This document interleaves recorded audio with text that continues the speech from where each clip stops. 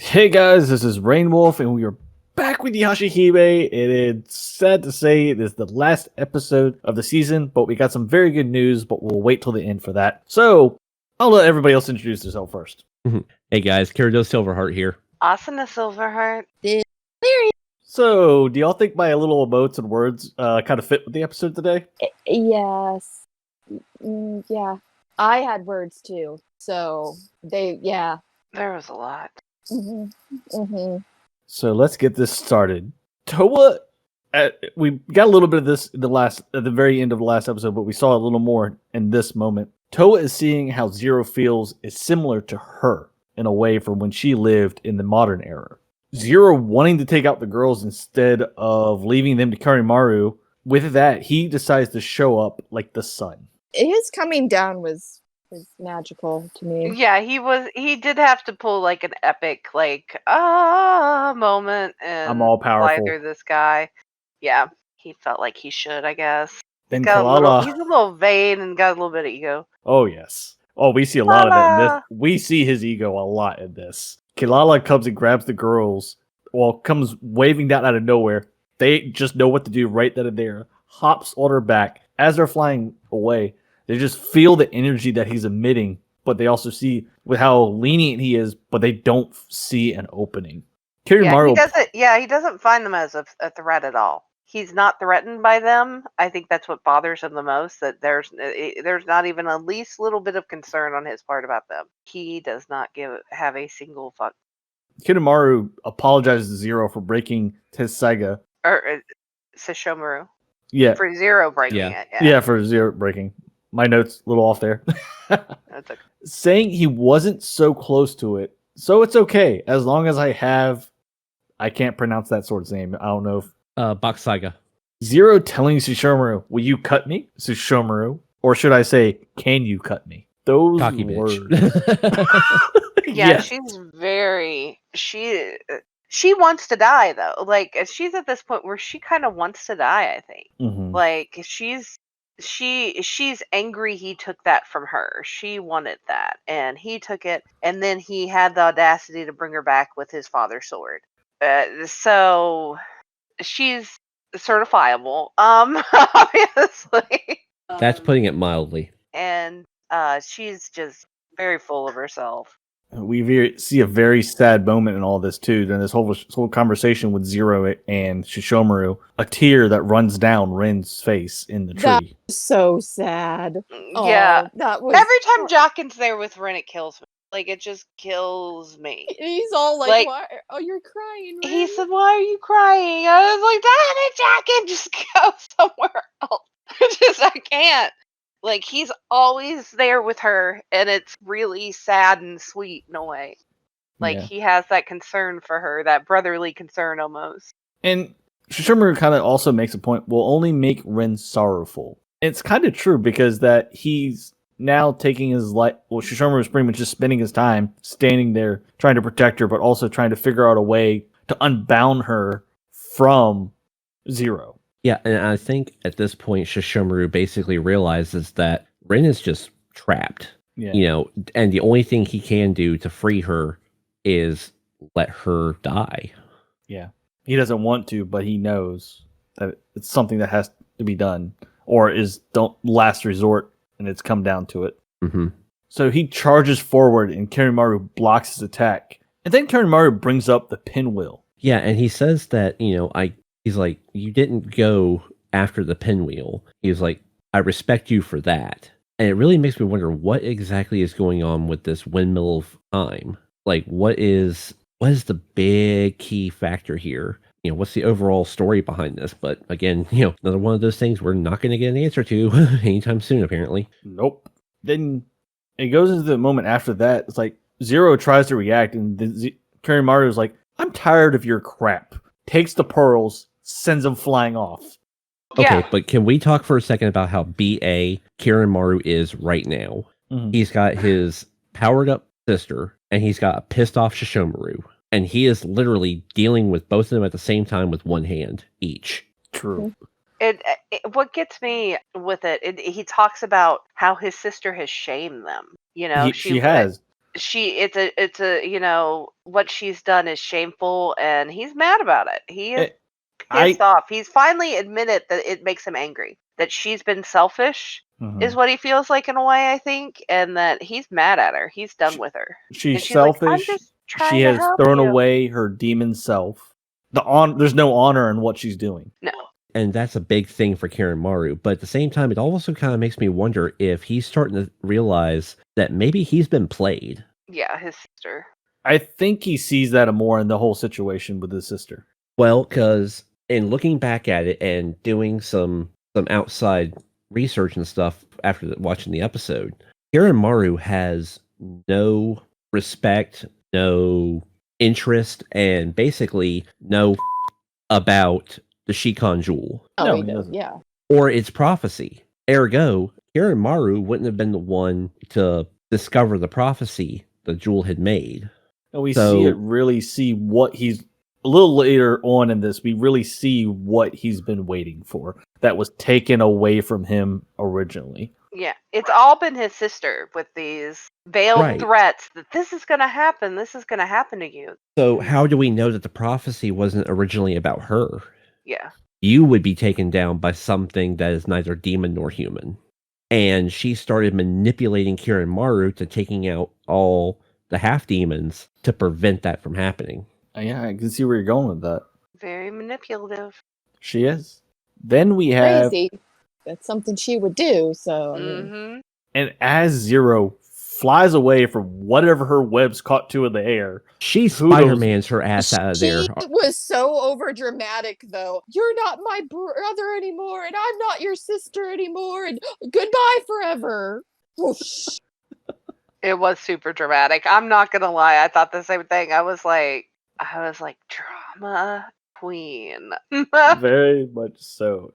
Yeah, before she takes off, that moment when Karen Maru has her trapped, one-handed against Shishomaru and one hand against her, he has her trapped in an energy field. He removes and disperses the rainbow pearls across, essentially, it could be across Japan, it could be across the world. And she even said, she was like, that's the thing. They're mine. I'm gonna find them. You can't stop me. She vaguely threatens her brother. Like, she's not. Like, he gives no craps. Yeah, she's threatening him, and he's just like, whatever, crazy. Just go on with your bad self. Go on with yourself. The next time we meet, you're dead. So I'm Mhm. thinking that if we get something in the future, we might have a bit of a we have to gather the Dragon Balls type of storyline. That's here kind of how it was to with begin getting with the already. pearls. Yeah. Yeah, Mhm. I mean, It's a Inuyasha spinoff though, so we got to gather something. We got to Mhm. gather pearls or shards. You got or, to, you got to go find some Yeah. rock Yeah. somewhere. I'm gonna be a geologist. Let's look for jewels. So, as she flies off all willy-nilly to who knows where, is actually, now that I think about it a little bit, the only thing in the sky that I could think of right now, even though they had their little cat fight in the last episode, would be Shishomaru's mother's throne. You think she went up there? I could. Oh my god, that I'd love to see that. Like, I would pay money to see a cat fight again, where she goes up there and she's just all salty, and his mom's just like, "Oh, so you got to fight with your brother?" that would be amazing. It would be epic. And then, I really want to see Shishomaru's mom take her out. Like, there's a part of me that wants to see her blow her to bits, because I think agree. she's good. Needs Like, to do an art of this. I feel if bad anybody for out the- there is listening, somebody needs to do an art of this. Yes. I feel bad for the poor bird that she latched onto with that web. If that's what actually oh happened. no, the poor bird. Then we have Riku stabs Kirimaru as Zero leaves. Yeah, he is so distracted by Zero bolting off and Shishomaru wanting to go after her that Riku slips in on his blind side from behind and shink right through his torso. Oh yeah, and he was shocked by that too. He was like, "You're turning on me too," and that was probably a redeeming moment for Riku. I feel like that was a little It redeeming. would have been had it been motivated differently. If it He had did been it for the motivated. motivation of Lady Zero. He did Mhm. not do it because Toa could be in danger. True. Yep. True. And he's like, I did it for the madam. And then he taps his little bead on his earring and disappears. Yeah. Then Satsuna even brings up, why did he? Then Toa is, I was only able to talk to Riku for a little bit. And I feel sad because of this. Stop crushing and get the hell over him. I'm sorry, Baroha, Right? Satsuna, throw her off Kilala. Just throw her. Check her over there. Let her ladle her head for a second. It might It's a get her some predator. sense. Like, this is a No, horrible there's idea, a bad relationship waiting to happen. There's no sense to that girl. We've had 24 episodes and she never gained a single ounce. It's not possible. She's really young. Like, I just keep having to remind myself they're teenagers. I think Baroha is more mature than she is. Yeah, Maroha is. That's a sad part. The Maroha's difference between ridiculous. there's a difference between being immature and just not having any sense at all, and Toa has none. It's very, like, we like, could that's do the worst crush you could have. we could do an entire podcast on just my feelings for Toa. So we'll move on because no. So Guillermo looks to Shishomaru, and then Shishomaru is sheathing his blade. And it's like, I will go after Zero. And then he's like, what about the girls? You It's leave her to me. Like, mhm. It's like, it's a rite of courage and cowardice, and then leaves. Yeah, that moment right there really mixed bagged my feelings about Shishomaru at that moment. Because I was just like, you could at least tell your daughters, don't get involved. Yeah. This isn't your fight right now, and then dip out and go after Zero. But instead, he's just like, courage and cowardice. And then, like, right after that, Karen Maru calls it out. He says, a Hanyo's worth is its survivability. Yeah. Mm-hmm. Which has always been said throughout the series. Yeah. Half demons are judged by how well they can adapt and survive, and how strong they can become. And I can see where Shishomaru is still putting them through this because they are his children. And there technically hasn't been a shown in who's the strongest as of yet, even though Sasuna has the blood blade on her. I think there's a part of him too that knows they're going to walk around with a target on their head. Oh yeah, every for the half rest demons of their no life. matter.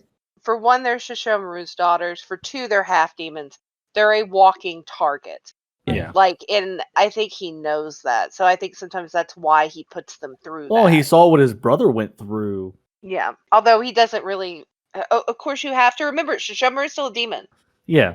They're still not the same emotional attachments, maybe. I don't know how to put it. But it's He's just not shown quite some the same. and he's grown some because of Rin. But there's it's a his weird thing for him. relatability. Yeah, his relatability to humans is not going to be the same as some people. Like Yeah. it's just, Shishomaru is the teetotal opposite, like the complete 180-degree opposite of a helicopter parent. Pretty He's much what the more, I'll Inuyasha. push you out the helicopter parent is what he is. Yes. Let's see if you can fly. Pretty much. So after Shishomaru leaves, Kiramaru walks down these stairs. He's like, if you had withdrawn, I would have let you escape. Again, he is a man of honor. He knows that if you don't want to engage me, I'm not going to engage you. Even with him being in the irritable mood that he was in. Can we just say, most badass villain line ever? Yes. Like, I'm sorry, if I was in that situation as, one of the characters on the, I guess, hero side, and I had the big bad guy look at me and go, I'm in a pretty irritable mood today, and pull a sword out of his torso with only demon energy and fling it into his hand, I've been like, nope, we good, peace, I'm out. It's funny because as he's doing this, that they eventually spread out, the three of them. It's like, and because he even says that he was holding back last time. It's like, well, if you're holding back, Toa opens her mouth. Well, Satsuna says something too. They're like, Well, nah. Toa's words were worse. That's all I'm going to say. I think Satsuna has a little bit of an ego to her. Satsuna knows she's pretty fucking good, is what I think it is. She's like, I'm pretty good. I think I can. She's her father's daughter. Yeah. Oh, yeah. For definite. It's like, you mean you held back last time? You're kidding me. And then I obviously took lying that- I is took from that Urha. line. And then Satsuna goes, if this is a rite of courage and cowardice, cannot exactly. simply withdraw. I mean, she knows that this is how it is for half demons. Yep. courage and cowardice. If she does not pass this test, then she may as well die. Mm-hmm. And then you see him take his hand against the scar that Toa had left him the last time. And he's just smiling. It's like, go ahead and unleash your powers and see how far you can get. Just love the opening fight. Mm-hmm. Yeah, by far, hands down, best fight of the season. The opener, the whole shenanigans. Because Toa's actually going par to par with him a little bit at first. Yeah, Toa's doing pretty good at first. He seems to get the upper hand. Yep, and it's like as soon as he slices and the sheath drops to the ground, so Suna flashes a cyclone burst, and then it's like, you better dodge, Toa. Scourge of Swallows following right behind it. Because again, Sasuna knows that her sister doesn't pay any freaking attention. Nope. I like it too because I think it shows them working the last time they really didn't work cohesively was a working big together issue. And how much improvement they've had, even though it hasn't been much time since their last fight with him. Mm-hmm. And then you got Maraha blasting off the Crimson Dragon Wave. He reflects it right back. She does Crimson Black Slash Wave just to say that the dragon does a dance in the middle of them. Yeah, like, I'm not gonna lie, I was really kind of hoping we would see Crimson Dragon Wave ping-ponging back and forth for like a good 3 or 4 seconds. Either 2 or 3 swings at least. But he goes, blasts his attack that's even stronger, destroys it. So Suna just sends Maraha flying. It's like same attack that we saw against the meteor, by the way. Yeah, Yep. and she pretty much was like, well, better than getting hit. Like, what's your problem, Yeah, Maraha's like, what the hell are you doing, Sasuna? She was like, better me than him. You know, pretty much. I mean, honestly, it was actually a rather smart tactic. Yeah. A quick thinking. So yeah, and after that, it destroyed the blade that the blade that was in his torso from Riku had now been broken. So now he's drawing his blade. He brings up the pearls as well in this, that they held back their growth. Yeah, so here we're starting to get a lot more information about the pearls. And it makes sense. It finds out that, they were using the pearls as a battery source. They weren't developing their own powers. They weren't channeling their own demon energy. And it hurt Maraha the most out of this, I think, because or as he their own says, inherent energy. They weren't using their demon energy or the gifts that they inherited through their bloodline. Yep. I mean, he also said that the rainbow pearls only get in the way when it comes to using spiritual powers. I swear. So this that line right there made me on both ends. Yeah, that line right there really, really brought up some hope in me from Moroha's character. Yes. Because I was like, if she starts utilizing spirit energy attacks, oh my god, she is going to be even more BA than she has the spirit energy, you really haven't seen. You've seen some of what the gift she got from her father and his bloodline. Mm-hmm. And they're pretty powerful. But you really haven't seen that other side. You have not seen what she's gotten from her mother. You have not seen the spirit energy. And you know that any of the abilities she's used, the priestess spiritual wise, the spirit are just powers. like typical, weak, normal, regular priestess. Yeah, every day. Nothing like in super training. special. And I thought for a while maybe that was, I was like, maybe it's because she hasn't had any formal training. Maybe that's part of it. I was like, she needs to get with grandma and see what she can do to get a little better. I think that's what a lot of people were thinking, and I know we were thinking that as well. But it would make sense too if she just maybe hasn't manifested it. Or something was holding it back. And we come to find out the pearl is what was holding it back. Holding it back. So she gets sent flying. Kilala comes saving her. I love Kilala. Kilala was MVP of the fight. Let's be honest. Kilala amen to that. Was like always right there, like, oh, you need me, I got you. Mm-hmm. This isn't Kilala's first rodeo. No. And Kilala was totally BA. Timing was perfect for that Yes. Cat. And then we meet Todesai again for like a good couple seconds with Jockin. Yeah, Jockin beats his way up into the clouds and grabs onto his little flying mount thing. And it was just like, you have to go to where Shishomaru's daughters are fighting. He was like, well, yeah, I was kind of already heading there. Yes, I was already on my way. The heavenly sword, Yokai no something. My sword, he said, I have to be there. Yeah, it was the birth of a new sword. And I'm wondering, is this the sword that we're gonna see here very soon from Toa, or is this something that we're gonna see later? Because he tells him, yeah, we may already be too late, but Oh yeah, he already knows that we're going to be too late. we're running a little behind. Then it goes back over to Toa and Kuramaru. It's like, this is strange. Where's the girl who managed to land a cut on my cheek? I love his attitude this entire fight. Yes.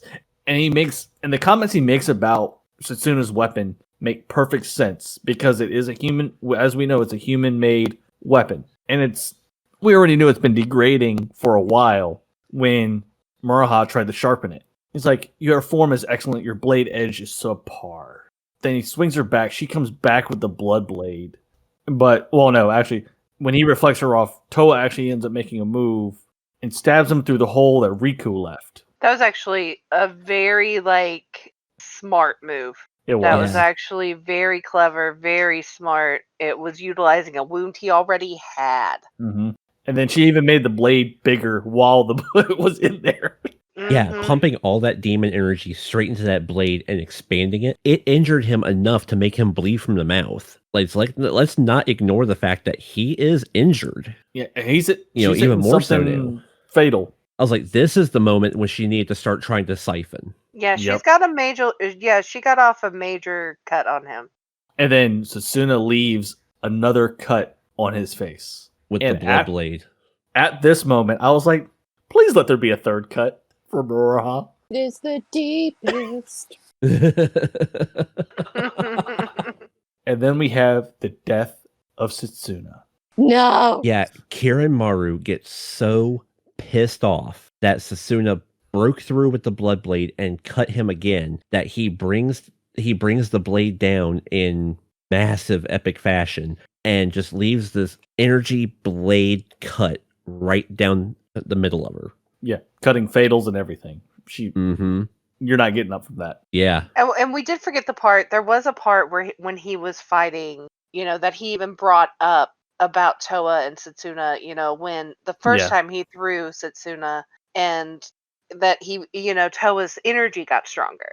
Mhm. And he talks about it, and he was like, "Oh, you're such a good big sister for wanting to protect her." And I was told by Riku, not surprising, that your energy is stronger when your sister's in trouble. So it was he was definitely manipulating that at the beginning, and it got worse. Yes. And then he And got angry. And he's very vain. Like I said, he's egotistical, he's vain, and he can't stand the thought of these little kids have put cuts on me in battle. I'm not having this. And that's when he throws that attack at Setsuna and just slices open her chest. But the dialect. And well, I was gonna say, and I want to go back to that moment for a second, because this is the second time he let his guard down. The first time was when he was distracted by Lady Zero flying off and him not wanting Shishomaru to go after him. Riku stabs him. The second time, he gets cocky AF. Yeah. And he says, "Oh, I know how to piss you off and make you use your powers. I'm going to go beat your sister's ass for a little bit."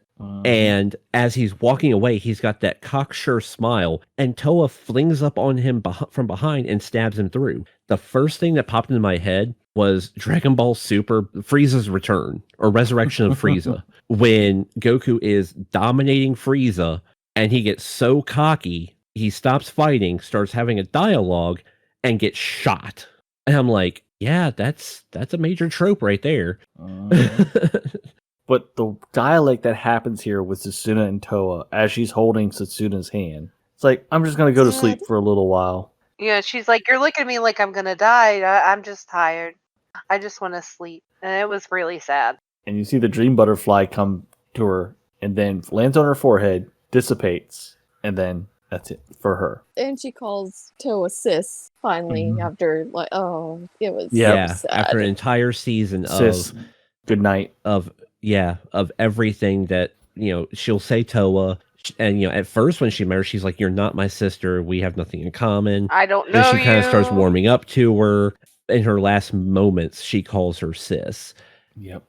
I'm not crying, you're crying. Who's cutting onions? That's all I'm saying. But Crying. I'm not even gonna pretend like I'm not. And I did. But I love cried. the dichotomy. Again, you guys know Yeah. that I'm a huge fan of dichotomies. But I love the mirroring that they do in this moment with the voiceover, because it's like episode 2 or 3 when we actually have the Fire in the Forest flashback. Yeah. And Toa has that dialogue of why the hell in that moment did I let go of her hand? And Brings again, in this more moment, regret. yeah, she says, why did I let go of her hand? And he even says the dickish thing he could have said in this moment. This is truly if we had regrettable. Shishomaru's Tensaiga, we could bring her back to life, but Lady Zero broke it. Toa's there crying. As this is going on, Kanemaru looks up. Muraha, badass landing.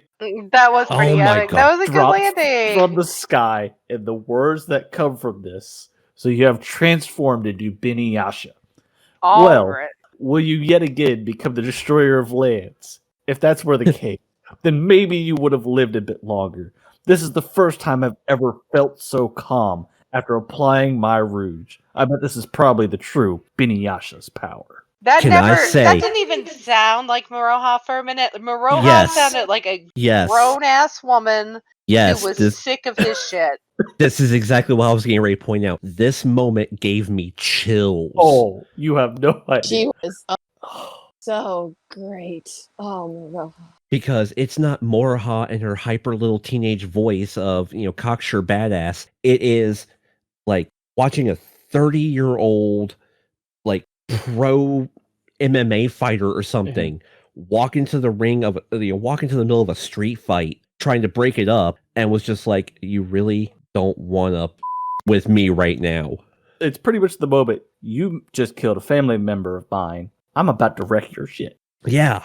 Because Kanemaru, you're going to die here. The looks across her face. And this is when we start to Grandpa pops up behind her. Oh my god. The yokai energy embodiment of Toga himself. Yes. Swirling above her. And then on the other side, Toa has pulled a fucking Trunks at the but death this of is Gohan. Shishomaru, the essence of his side of the family.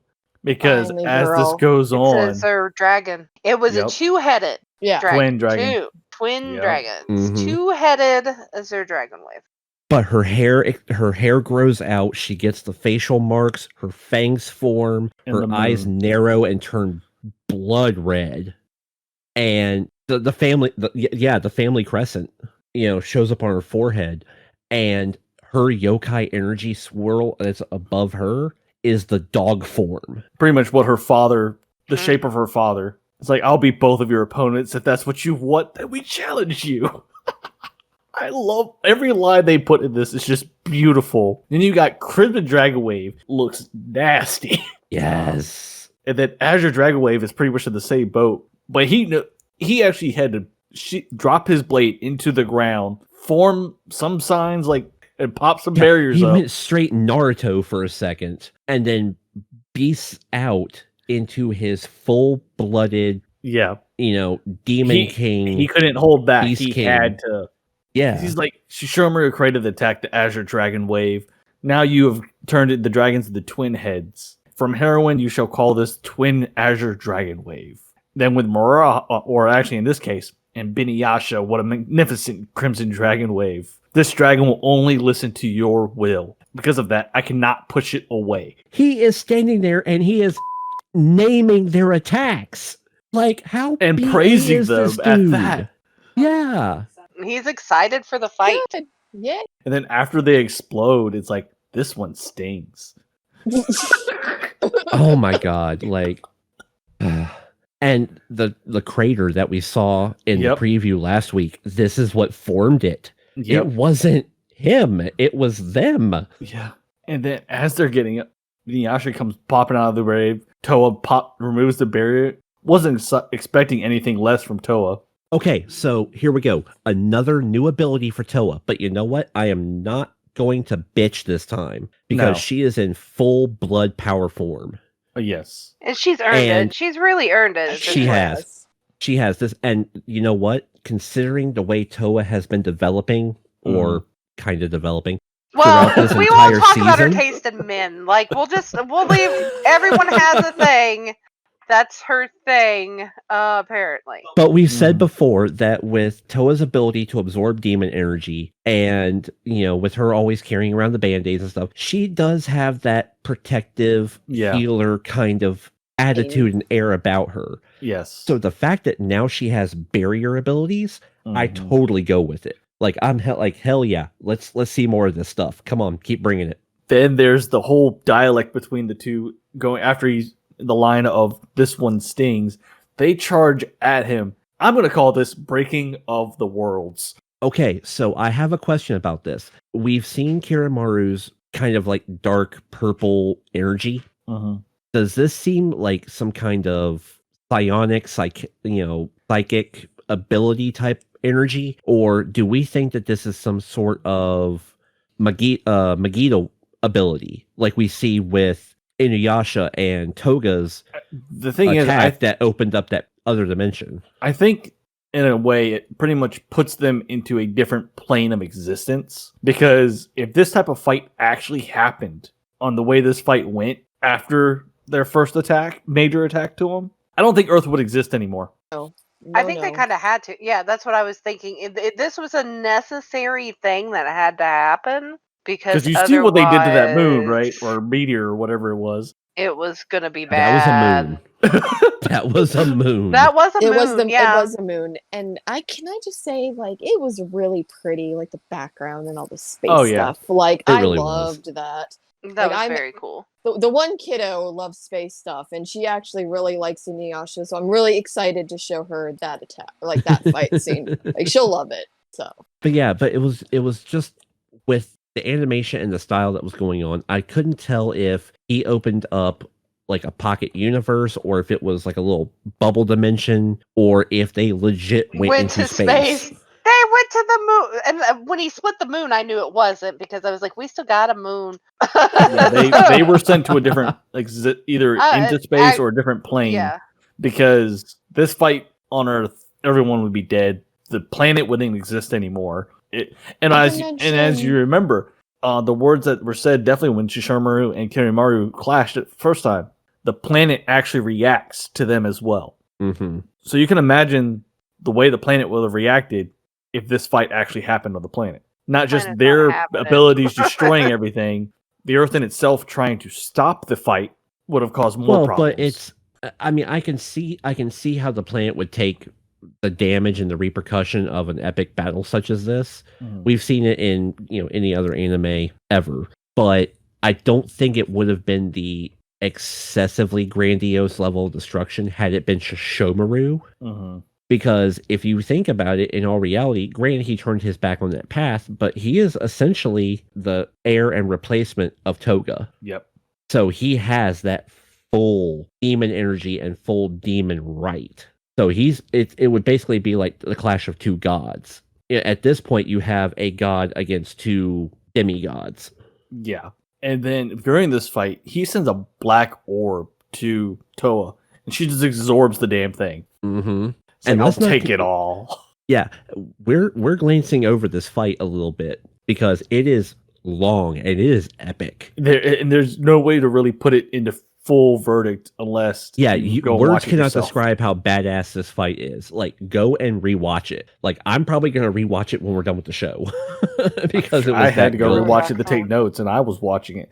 But I mean, Kirimaru dodges one dragon attack, or dodges the Toga embodiment attack, and gets hit by Toa's energy and gets trapped inside of it and starts getting like electrocuted and damaged until he breaks free of it. I'm like, yes, this is the type of battle that I've been wanting to see for 24 freaking episodes. Yes, and once they actually come back and land, Kirimaru even has the words of, "I haven't fought like this since my battle with the great dog demon. It's most unfortunate that I must end it in such a way." Yeah, and the whole reason that they've landed back on the physical plane of Earth is because, like Wolf just mentioned, Kirimaru launches that giant dark energy ball attack at Toa, and she decides in her infinite freaking wisdom, I'm going to absorb your demon energy. Well, you know how well that worked out with your sister?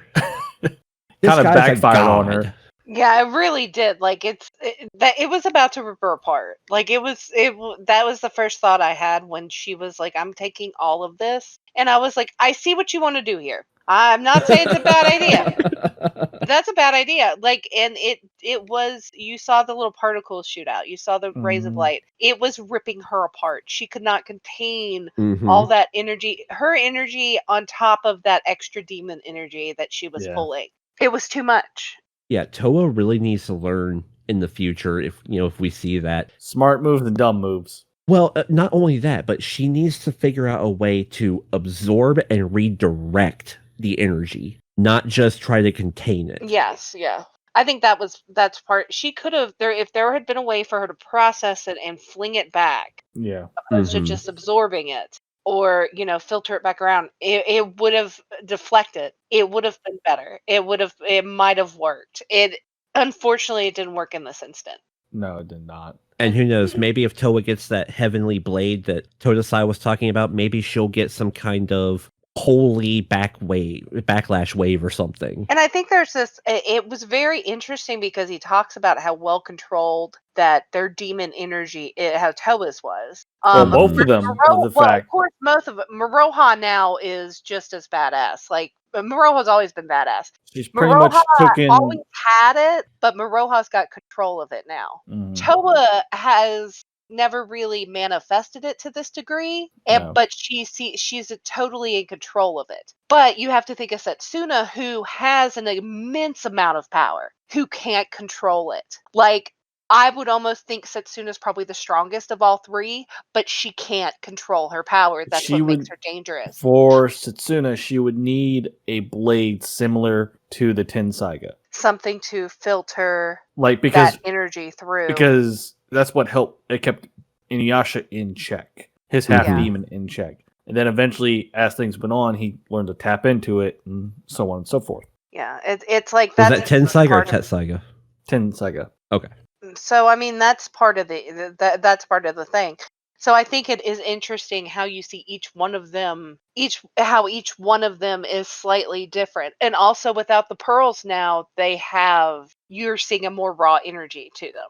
And this is where the coming into play. If Muraha is able to master her spiritual side and to develop her demon side more, ooh, Yeah, I think because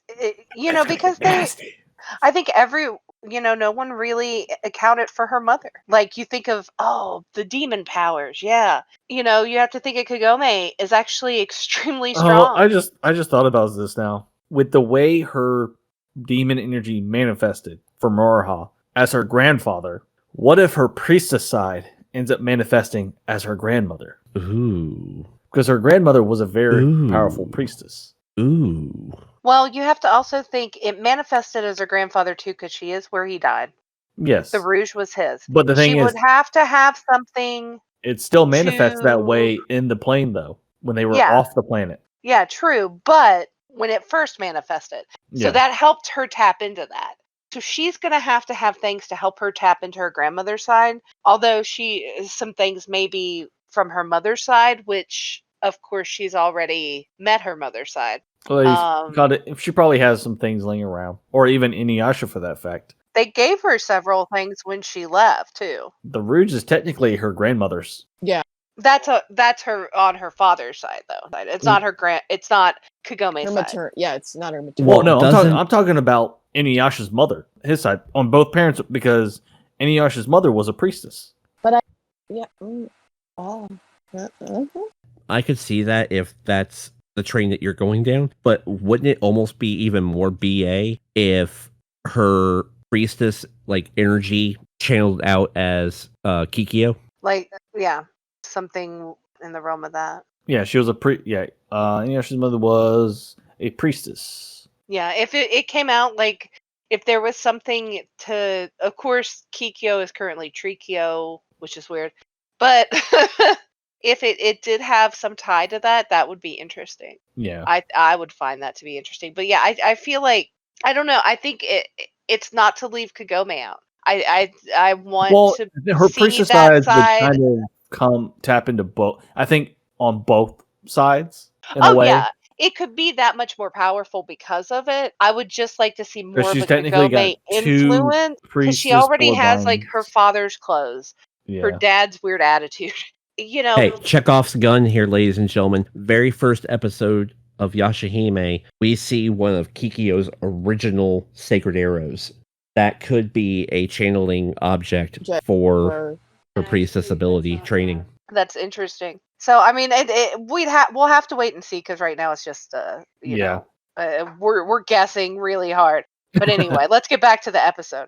So Toa gets taken out by trying to absorb Kiramaru's energy. Kiramaru then slices the avatar of Toga and disperses Moroha's Beniyasha energy, knocks her cold. They come crashing back down to Earth. Maraha wakes up, her eyes are opening, and Kilala is right there in front of her face. Yeah, I love Kilala. We get that Oh. like 0.3 second tension breaker. Kilala's like, I'm here too. MVP. I'm telling you, Kilala was MVP. Yes. Was. Then we have Toa crawling over to Sutsuna. This world is full of the weak. And this is where Toa, I think, truly sees the way the world is, even though she has kind of gotten a feel of it over the time, but now in this moment, I think this is where it kind of clicks a bit more for her. Yeah, it's definitely, she's growing up. There's some growing up here. Now, if Yeah. we can just get rid of her weird boyfriend, there may be hope. Truly weak are the ones who couldn't protect what they wanted to protect most. Then she's crying, and then she lays her head on Sutsuna, and then we get the little tail of Sesshomaru float by, and then he hands her the Tessaiga. It's like, use this. Yeah, okay, so this moment is beautiful. Like, it is heart-wrenching, but it is beautiful because Sesshomaru shows up and We don't even get the words that come out of his mouth. Yeah. either. At You the beginning, don't. no, you don't know what he's saying. his lips move and time stops and we see Toa's eyes widen up and was like, what? He Then- pulls out Tensaiga, hands it to her and says, will you please try to use this? Well, there's no Toa? please. This is, will you try? Well, using yeah, will this? you try to use this, Toa? The first time he's actually acknowledged his daughter by name. Yep. And he hands her the broken sword, which we already know, like Asuna pointed out I last was week, right. that I hope. Toa already uses her energy to manifest blades. Yeah. And with her having now protective barrier abilities and everything Oh, else yeah, that that we've seen protective barrier Toa was developing and cool. going through, Mhm. I was gonna say, and then like on top of all this, they're playing the end theme, which I love, and it's beautiful. So that Yeah. added with the entire thing was just gorgeous. And then we, at the very end, it's Tsutsuda with a blade that is probably the toad that Todosai was talking about. Second season production confirmed. Yes. Woohoo! Now we just got to wait on that date. It's probably not going to be until sometime next year, if the earliest. And going back real quick, as Larry just mentioned about the music that they were playing in this moment, Mm-hmm. the scene when Setsuna was dying, they had her violin playing in the background. Yeah. Yes, yes, they did. At making it even more heart wrenching, in Uh-huh. my opinion. Tears yeah. on the heart. Can't take But any the- more. But just real quick, did anybody else notice again a callback to Inuyasha in this final moment? I again being the noob, I didn't know about this, but in doing a little bit of digging and stuff while I was getting ready for the show, I came across something that was posted online showing how the death of Sasuna is a mirrored reflection to the death of Kikyo at the beginning of Inuyasha. Oh, when she fully passed. Yeah. Because she did have a Because- smile on her face. No. Kikyo had kind of a sad, somber look on her face, and her body was in flames. In Sasuna's Right. case, and that was the first episode of Inuyasha. This is the final episode of the first season of Yashahime, and her body is covered in rain, and she has a smile on her face. Hmm. Just a interesting So thing it I was, came across. I the thought I'd point opposite. out. My heart hurts. I agree. It's been a long run.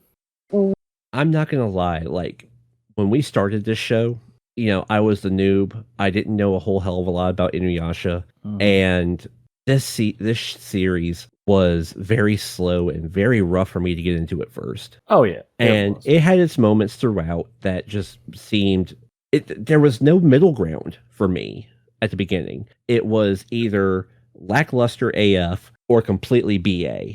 I agree. And this final episode of the season brought all of that to fruition for me. They gave was it a really good closer for the season. Yeah. No, they Kind gave of- it a hell of a cliffhanger. I'm In this on the case, it's same- a closer. Well, yeah, but I'm on the same page. Like, I definitely enjoyed this series, but I had my ups and downs. if Mhm. I hadn't been podcasting, it would have been one of those I'm gonna let it go for a while and then I'll just catch up eventually kind yeah. of deals. That's how I felt about it. But like this last episode, like I'm pumped think for next season. Midway through the season, that's where it kind of kicked in for me a little bit, where I wanted to really kind of drop it and just let it finish out. But Yeah, because it definitely did have its slow moments. It had the filler. I think this episode definitely made it worth it. Oh yeah. There's still. I understand why they didn't give us all the answers. I was always the one that's saying, "Wait a minute, guys, we don't have the answers yet. We'll get some answers." And we did get a few, and there's still a few things we have questions about. A few people we haven't seen. Yep. A few things we want to know. But because our little fox demon's still missing. Yeah, there's still another season. So knowing that, I think that helps too. But also, this felt like a finale. This felt like a good ending to the season. This made you want to see the next one. Mm-hmm. Good wrap up for season 1. A good way to bring people in for season 2, but also a good way to wrap up pretty much the girls' development into their abilities. They still have a lot of learning to do, but we're going to see development kind of closed the gap from what they are facing, because for a while the gap between who they needed to kill and themselves was one way to another. Mm-hmm. There was nothing in between. And I'll be honest with you, had it not been for that one scene that they put in with Toa's old Riku? teacher, Mr. Kieran. Deadpool Riku. Deadpool Riku episode was good. We could talk about this at the wrap up, but Deadpool Riku episode, nice. But yeah, I know what you're talking. The Kieran Maru the episode where it had his old teacher. If they had not put in that one scene with the transition, Mr. Kieran in modern day, looking up at the comment, or I guess technically 2 scenes because it was over 2 episodes. Yeah, but if they hadn't put that in, I would, looking at the way these voiceovers were done in the beginning and here at the end, I would almost look at season 1 of Yashahime Half Demon Princess as a prequel story to what they're going to do in season 2 and beyond. Yeah, I agree. I can see that. It was a good way to introduce everybody, and then now the big major story is about to take place. Yeah. It's like, you start season 2 and it's episode 1 is like, 5 years later or whatever. And they're looking back, and those final words that you hear Toa saying in her discussion with Shishomaru, or, just in the voiceover, could have been the final words of her telling a story to Soda and the way little they girl. did that dialect at the end for Toa, it kind of did make it feel like it was a story being told. She's telling a It'd story. be so awesome if that was what they were going to do. Oh my gosh. And I think once the second season does start, from the way this ended, there probably is going to be a time gap, because now there's going to be the time where they're developing their now known strength. If they decide to bring Setsuna back as soon as the second season starts, or not, or they'll pull what they did in the very first episode where Toa was captured already, and then midway through that episode, they did a flashback. Okay. Mm-hmm. You might get another one type like that. Does Tensaiga have like a time limit on its ability? Like, It only can for res one bringing- person. Once you res that person, you can't res them again. No. with I'm it. talking about like a time limit of How far how you long can- they've been dead. As long as the ghouls have not taken the soul, Well, yeah, it's basically killing the ghouls. because the soul can take up a fight. Well, and we know Sasuna. Yeah, I think she would, not go gracefully into the good beyond. no. And there's also the possibility, so Sherma's mother Cough, cough. It would be extremely rare, unlike her, but there's stuff he does that's doesn't make sense either. They're not human. That's the thing you have to remember about the demons. They are not human. So we're not gonna. That's the one thing I think people need to understand. Because Their they cough, behaviors. cough on the mother because Yeah, they're alien to us. But they every now and then they show these signs of having some human attachment. She does care about her son in her own way. yeah. But she hates Lady Zero enough to where Well, she she would would fucking bring bring her back back. Sasuna just to piss her off. I could see that. I could legit see that. Yes. Right. That would be funny and so worth it. But I think it's a they're alien. I mean, if you Yeah. really want to break it down, they're not like us. So we have to remember they're not going to make sense to us. But there's moments where they kind of understand humanity on some levels. And so it's kind of like their behaviors surprise you. So there's a possibility. Like I said, she does kind of care for her son if she thought, and it was just like when she brought Rin back the first time. Like, she was like, well, that made you sad. Okay. Like, it's weird. She is an odd lady, but like, I definitely see what Kirito's saying too. That would be hilarious. She was just to do it to spite Yes. Lady Zero. She would Oh, do it you just wanted out them of dead. spite. That's a damn shame. I hate to see it happen.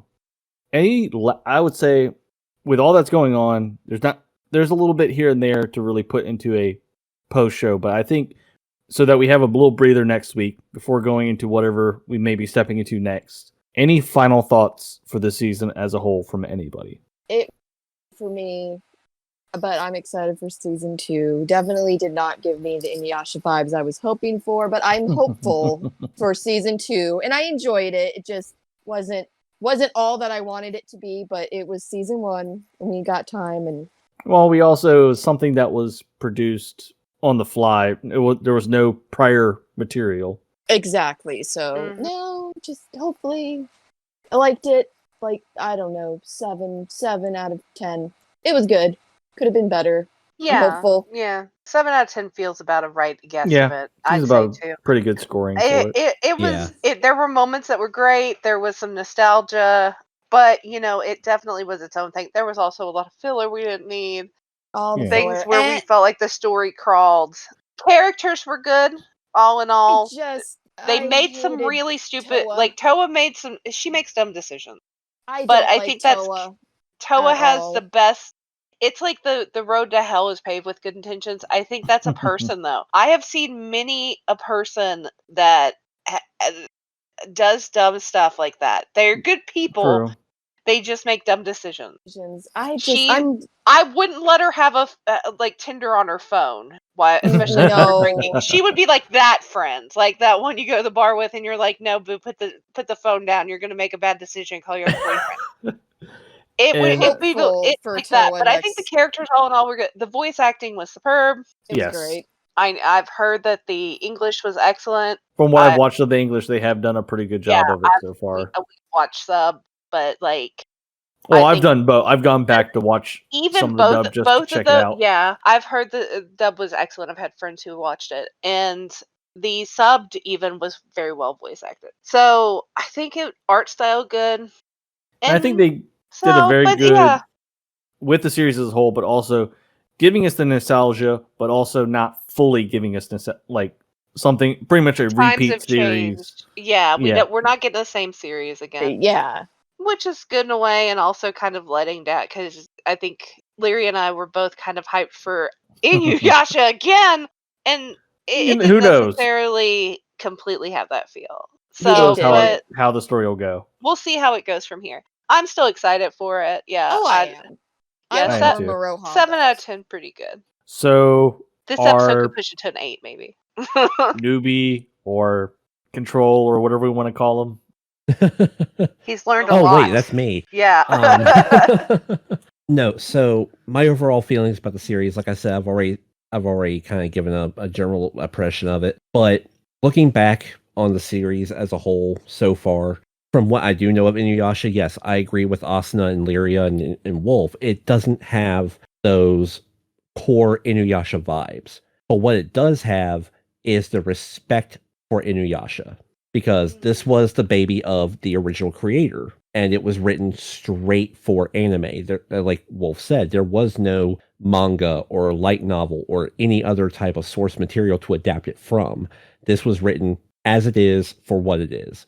And given that, the fact of that this wasn't put on paper and produced on paper before it was put on paper and then produced for anime, I'll give it mad props for that. You know, it's really hard to take just a written idea and put it straight into animation like that.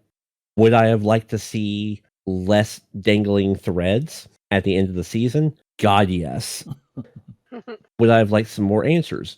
God, yes. But I think that there is enough here to bring me back for season 2.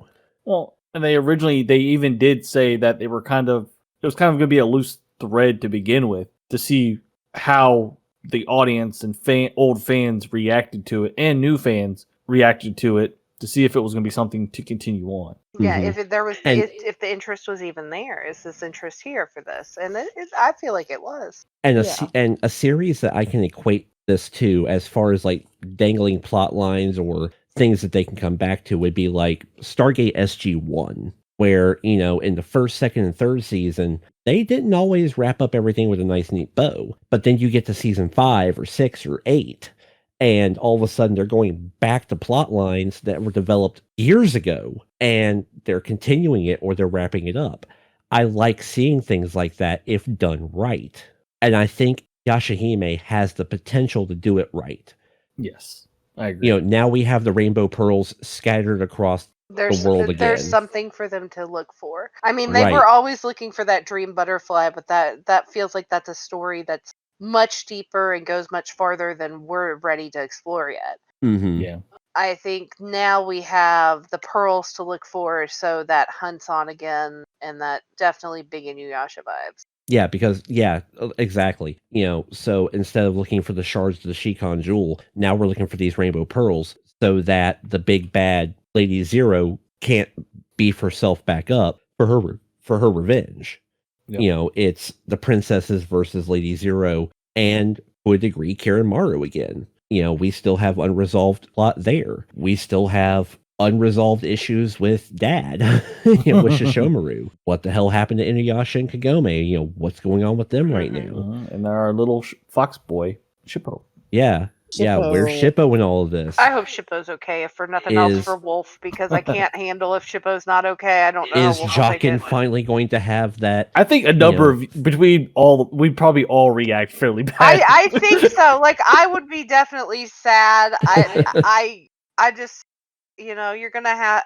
We're just gonna have to watch it, if for nothing else, to know if Shippo's okay. I want to know if Jockin's finally going to have that fucking coronary dealing with all the drama. Jockin has had he's had a number of those. The whole existence of Jockin as a character, he has almost had a coronary every third episode. Why Shishomaru walks away quietly, Jockin's like,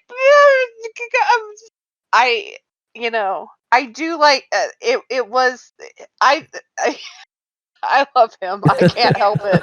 I love how just like I do. He's just such a hot mess, and he's dealing with all this crazy. And I'm calling it right here, right now. We said that Kilala was the MVP of this episode. Kilala and Jockin as a duo are the MVP of the fucking show. I would love to see Jockin writing Kilala and the response he would have to that. Very majestic. Oh my god.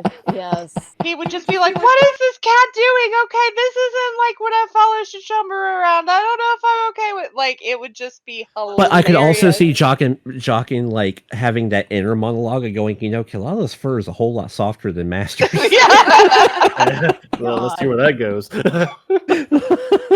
Kilala make Kilala sounds. That roar Kilala does.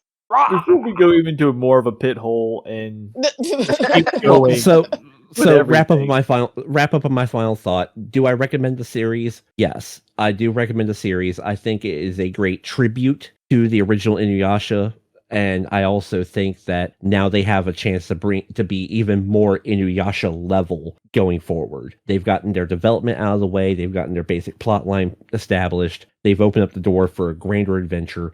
Let's see it. I want to see season 2.